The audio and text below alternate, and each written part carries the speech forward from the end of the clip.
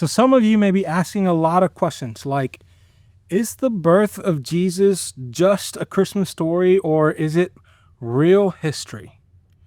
How do we know the birth of Jesus actually happened?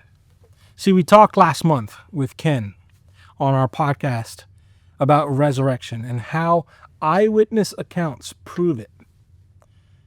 Now, you think of the birth of Jesus, it is also based on multiple eyewitness accounts. Matthew and Luke both record the birth of Jesus in detail, and these two guys are not just making things up as they go. Matthew was a tax collector. He was a numbers guy. He was a precision guy. While Luke was a doctor, a researcher, and he is very detail oriented. Sure, they write a little differently, but their stories line up. And they line up when you talk about Bethlehem, Mary, Joseph, miraculous birth, and a child named Jesus who would save his people. Then we've got this fulfilled prophecy. Jesus' birth fulfills over 48 prophecies throughout the Old Testament, and his life fulfills over 300 of them. The truth is, you cannot script your birthplace to your family tree. The odds of one person fulfilling even a handful of these prophecies is astronomical. It's like winning the lottery times 1 trillion. And Jesus checks every box. And then we have history and these historical anchors.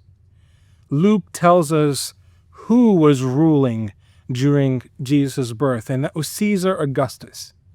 And he ties it to the story of a census that forced Mary and Joseph to Bethlehem at just the right time.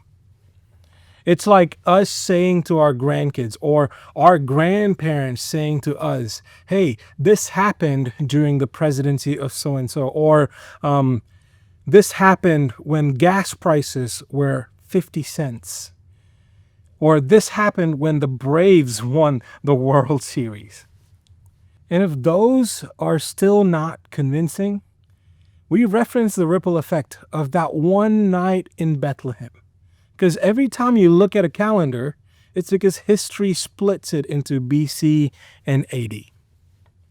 See, kings have come and gone, empires have risen and fallen, but the birth of Jesus still marks time. If God went through all of history, prophecy, and even Roman politics to send his son into the world, then Christmas is more than just a sweet story. It is a reminder that God steps into our mess to bring us hope.